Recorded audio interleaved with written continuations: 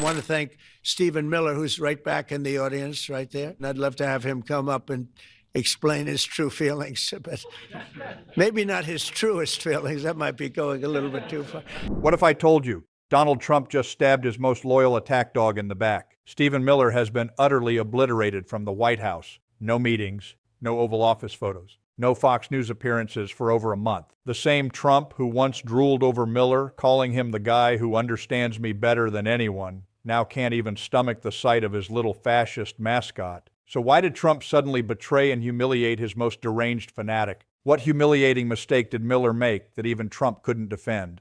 The White House is tearing itself apart in a brutal civil war. And today, I'm exposing exactly how and why Stephen Miller became the first pathetic victim. If you want the full truth, hit that like button right now. I first spotted this collapse during Markwayne Mullen's confirmation hearing for Secretary of Homeland Security. Even Mullen, Trump's own pick, was desperately trying to distance himself from Miller like he was radioactive. He kept throwing Miller under the bus every single time the questions got tough. Watch this. You'll see exactly how toxic Stephen Miller has become, even inside Trump's own administration. Ask you about a statement that was made regarding the Preddy killing by Steve Miller in the White House. He said, quote, that Preddy was a domestic terrorist who, quote, tried to assassinate federal law enforcement. Don't you think it was irresponsible and reckless for Stephen Miller to post that claim on X without any evidence, just as you have retracted your statement? Senator, I believe that question is better asked to Stephen Miller, not myself. I can't speak for him. Well, Stephen Miller also said, again on Fox News, quote, under President Trump's leadership, we are looking to set a goal of a minimum of 3,000 arrests for ICE every day. If you're confirmed, are you going to be directing ICE to arrest 3,000 people a day? Sir, once again, can't speak for for Stephen Miller, but I can say the president has tapped me to be the Secretary of Homeland, and I will lead that department, and I'll lead it. So will you continue that arrest quota of 3,000 people a day? No quota has been set for me, sir. Well, in effect, it's a quota if the White House directs the DHS secretary the President of the United States sets the policies.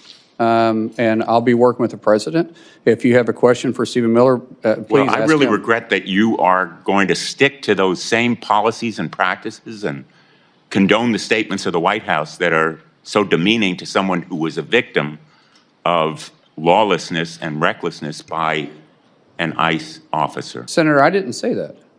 Well, let me ask you then. Markwayne Mullen didn't even try to be subtle. In his confirmation hearing for Secretary of Homeland Security, Trump's own handpicked nominee spent the entire time desperately distancing himself from Stephen Miller like he was radioactive waste. Every single tough question, Mullen immediately threw Miller under the bus. You're going to have to ask Stephen Miller about that. Stephen Miller doesn't give me instructions. No quota has been set for me, sir. Translation? Mullen knows Miller has become pure political poison. This moment made it crystal clear. Stephen Miller's deranged signature policy, mass deportations by any means necessary, including targeting American citizens and people who committed no crimes, is no longer the priority in this White House. Just look at what happened in Minnesota. A 37-year-old American nurse and ICU worker named Alex Prey was shot dead by Border Patrol, an actual American citizen. And what did Miller do? He ran straight to X and smeared the dead man as a domestic terrorist with zero evidence. That single, reckless, disgusting post embarrassed Trump so badly that the entire administration is now in full damage control mode. Even though ICE is still terrorizing immigrant communities, the insane daily arrest quotas and the most bloodthirsty rhetoric have been quietly dialed way back after the Minneapolis backlash. Miller has been desperately crawling on his knees for months trying to lick Trump's boots and get back into the inner circle, but it's clearly not working. He's getting shut out hard. And here's the funniest part. Take a look at this tweet Miller posted just yesterday. Stephen Miller made this wild and hypocritical post yesterday, writing on Twitter, "Be unapologetically pro-civilization," to which the Democrats rightfully responded with a couple of question marks and Donald Trump's post from April 7th. "A whole civilization will die tonight," he wrote, "never to be brought back again," speaking about Iran and his war that is only proving out how dementia-addled he is. Be unapologetically pro-civilization. Are you kidding me, Stephen? This is the same guy who helped design the zero-tolerance policy that ripped thousands of little kids from their parents' arms at the border. The same guy who demanded ICE make 3,000 arrests every single day. The same guy who publicly called a 37-year-old American nurse, an ICU worker, a domestic terrorist after he was shot dead by federal agents in Minneapolis. And now he wants to lecture the rest of us about saving Western civilization. I'll be honest with you. I'm sick and tired of these Trump loyalists pretending they're the great defenders of Western values. Most of them have never picked up a real history book in their lives. Their idea of saving civilization is giving massive tax cuts to billionaires, slashing food stamps and health care for working families, and screaming at young people to have more babies while refusing to give them any actual support. No paid leave, no affordable child care, nothing. That's not protecting civilization. That's just punishing ordinary Americans and calling it patriotism. Look at California. Gavin Newsom just passed a bill giving new parents 400 free diapers. A simple practical help. And the entire MAGA crowd attacked him like he was destroying America. This kind of brain-dead performative fascism is exactly why even Donald Trump is getting sick of Miller. He's not just toxic. He's becoming a national embarrassment. Trump loves cruelty, but he hates looking stupid. And right now, Miller is making him look... Stephen Miller's humiliation revealed after he embarrassed Trump. Several former and current officials have said that the president is punishing his top immigration goon. Freezing out top advisor Stephen Miller after he devised one of the most glaring missteps of the president's second term, according to a bombshell new report. Miller, ostensibly the second in command to White House Chief of Staff Susie Wiles, has been Trump's point man on immigration for a decade. During Trump's first term, he cooked up the idea to separate migrant children from their mothers at the U.S. border, and in this term, he has pushed hard for 3,000 daily ICE arrests, as well as inflaming dangerous rhetoric and against protesters. Miller called Alex Preddy, the 37-year-old who was shot dead by border agents in Minnesota in January, a domestic terrorist, putting Trump in a tough position. The 79-year-old did not adopt Miller's description of the protester, the second to die in January, a month that saw DHS assume a softer approach after severe pushback from critics from both sides of the political divide. Trump has since spoken out about Miller's propensity to sometimes go too far, according to a White House advisor who spoke to The Atlantic, so throwing Miller under the bus. Two DHS officials talking about recent funding negotiations said that it was Tom Homan and Markwayne Mullin who led the charge to secure funding for the department on Capitol Hill this year, sans Miller. Miller was involved last year, though not this year. Two others with inside knowledge said that while he still leads daily briefings regarding hands-on immigration matters, his tone has died down of late. So Stephen Miller is being silenced, Stephen Miller isn't speaking out, Stephen Miller isn't involved with the day-to-day administration, and he's being punished by Donald Trump. Both. Stephen Miller, once the untouchable dark lord of Trump's immigration agenda, is now being publicly ghosted, frozen out, and thrown under the bus by his own boss. No meetings, no Oval Office access, no Fox News couch for over a month. Imagine being Stephen Miller right now.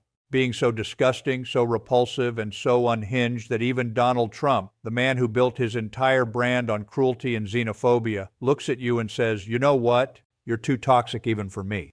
That's exactly where Stephen Miller stands today. Miller is still a relatively young guy. He doesn't just want to be Trump's attack dog for 4 years. He sees himself as a future power player in the Republican Party. He's been quietly positioning himself for the long game, cozying up to J.D. Vance, playing both sides, dreaming of being the mastermind who shapes immigration policy for decades to come. But here's the brutal truth. Stephen Miller has nothing else in his bag except pure hatred and bigotry.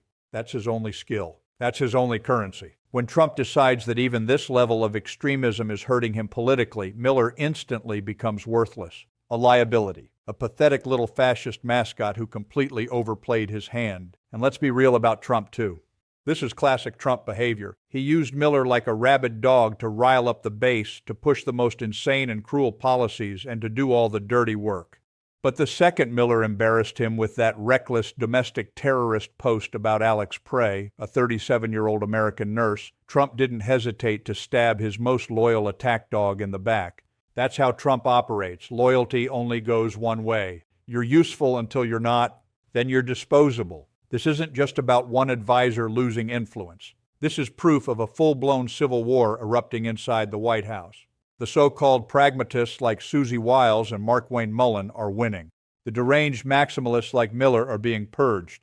And the whole country gets to sit back and watch MAGA eat itself alive. For 10 years, Miller thought he was the genius behind the throne.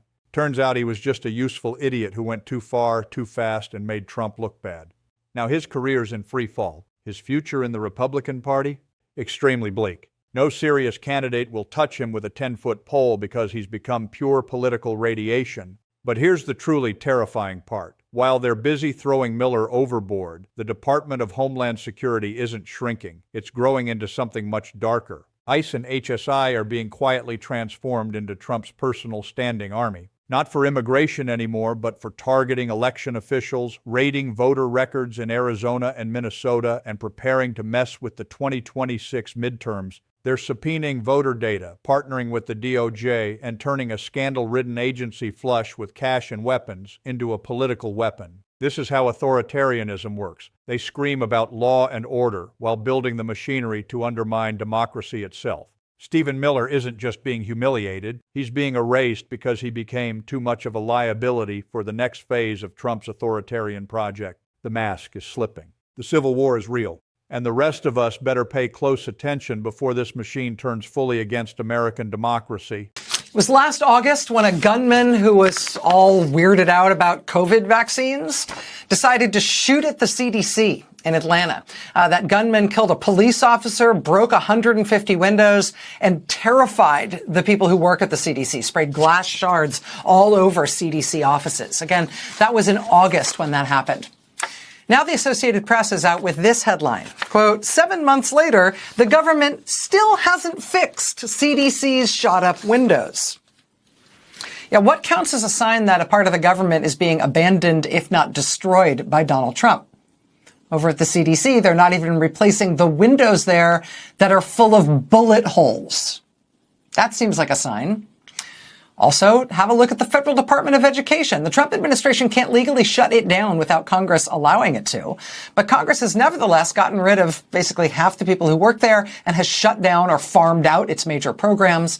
Now, Trump is forcing them to give up the building that has been the Department of Education's headquarters for decades. Just walking away from that building. The American public consistently says they do not want Trump to destroy the U.S. Department of Education, but he is destroying it anyway. And now, as of this week, its headquarters will be gone. That said, there's one federal agency that's just getting bigger and bigger under Donald Trump, and that, of course, is the sprawling, scandal-ridden Department of Homeland Security. Here's a heads up about that.